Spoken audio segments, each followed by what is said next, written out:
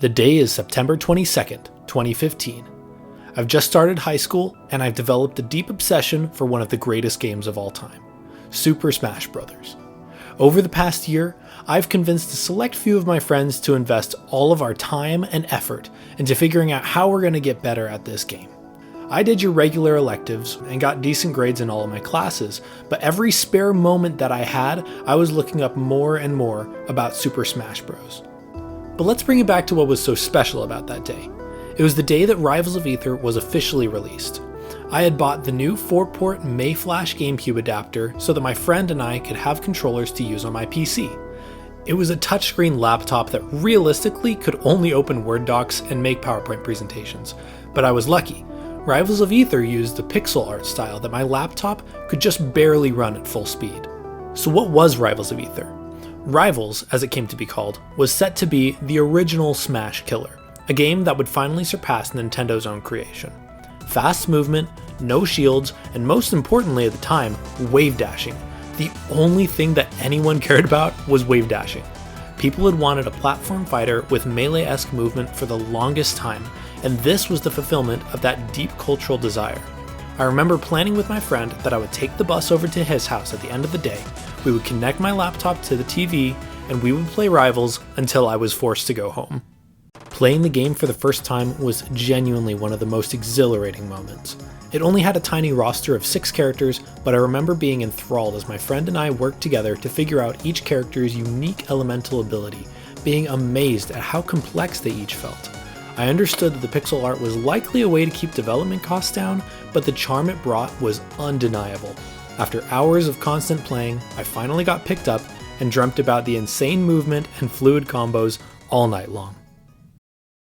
I distinctly remember waking up in the morning with a feeling of fear and dread. In my excitement to play Rivals of Aether, I had completely forgotten an online assignment that was due the night before. But even as I walked up to my teacher that day to beg for an extension, I knew deep down that I would have made the same choice 100 times over. So where to go from there? I continued to play the game with my friends as it continually got updates and unique character adjustments. I remember playing Daedalus and Absa for the first times, raging about how forward tilt was a full screen projectile, and calling Daedalus's up air the greatest move in fighting game history.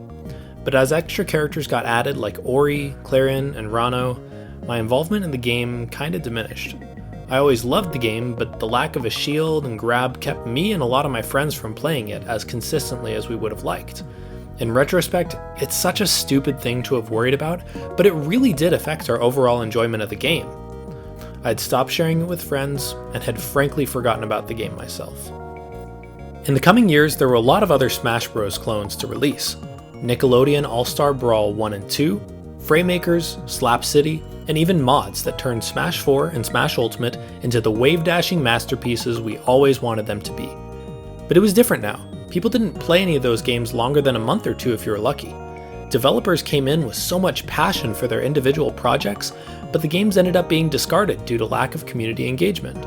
The majority had spoken. They liked Smash Bros, and although other games would be a fun distraction, there would be no lasting community large enough to even come close to mashing Smash Bros. And for me, the question became, why should I even try playing a game if there's no one to play with? I've always gravitated to the multiplayer games that I'm able to play with everyone else, like Smash Bros. Ultimate, Guilty Gear Strive. Heck, I even bought Minecraft one summer because that's what all my friends were playing. But the game that I spent a disproportionate amount of effort on was Project Plus.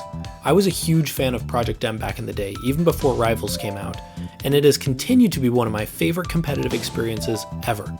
It totally lacks the mass appeal of something like Smash Ultimate, but the movement and gameplay is so deeply addicting that I've found myself coming back to it over and over again.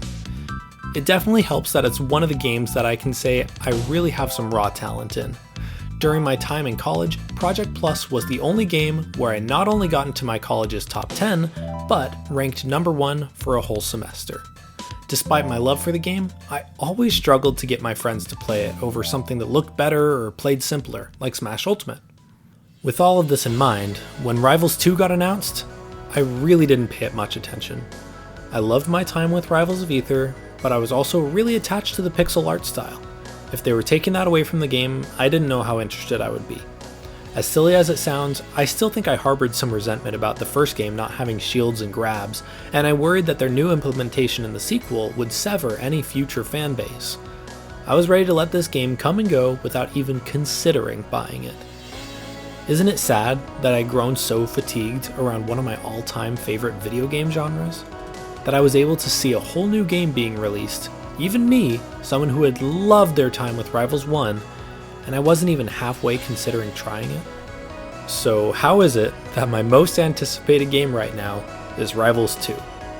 What changed my mentality and level of dedication so much that I can't stop refreshing their Kickstarter and Twitter pages to try and get more news about the release date?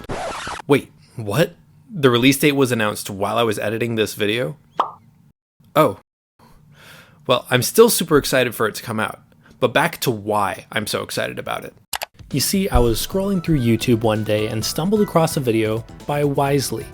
It was another video about Rivals 2, and I'm not even sure why I clicked on it, but I remember him saying that with the Rivals 2 beta being out recently, there was a certain group of people that had been getting really good at the game, and that was Project Plus players. That statement grabbed me by the ear and wouldn't let me go. Despite not having a big community or being able to convince my friends to play it with me, I'd never stopped playing P+, and now I could channel that energy into a game that isn't actively being shut down by the big N. I wanted to be good at this game so badly that I even made a fake tier list of which characters I thought would fit my playstyle. I remember really searching my soul to try and find someone that I could deeply resonate with and stick with throughout any matchup. As you can see from this chart, it wasn't very enthusiastic. Flaming Lion and Mr. Meatball Thrower seemed like decent candidates, but I just didn't vibe with their style. I'd always been good at Crag in Rivals 1, but honestly didn't believe that I'd be able to stick with him through the bad matchups. I knew that I would have to learn someone, and decided that it would have to be Maple. I liked their design, I liked their moves, but I'd never been able to control them accurately in Rivals 1. I decided that they would just have to make do, and started doing my preliminary research. But as you can see, there was always one lingering question on my mind. Where's Orcane? I'd seen the development images, the terrifying yellow eyes, and despite it, I still wanted the character in the game so badly. The story is pretty simple from here. Orcane was announced at EVO, and I lost my mind. I haven't been able to stop thinking about playing Orcane since then. Every time I press neutral air in any Smash game, I think about turning into a ball, and maybe if I hold that button, maybe I'll bounce, but I know it'll never happen because the game's not out yet, but I just really want it. I want to be able to wave bounce with a neutral B to put the puddle on the ground and then go for a deep edge guard, knowing full well that I can up B back to the stage whenever I want. I'm just so excited about this character and this game, man. So what I'm trying to say is that this game means a lot to me. Platform fighters have come and gone a lot in the past few years, and most of us have given up on them being any good. But it's so fun to have one that I can look forward to. I'm so happy to have a game that feels like the Smash Bros. That I love, and that's endorsed by a big community figurehead. I'm so excited to play as a character that's literally made out of bubbles and happiness. I'm excited for the first few weeks when everyone jumps on to play it. I know that it'll lose traction over time. I know that the total player count probably won't be that high, and I know that most people won't even give it a chance because the character designs don't speak to them. And that's okay. I'm just excited to have an excuse to get excited again.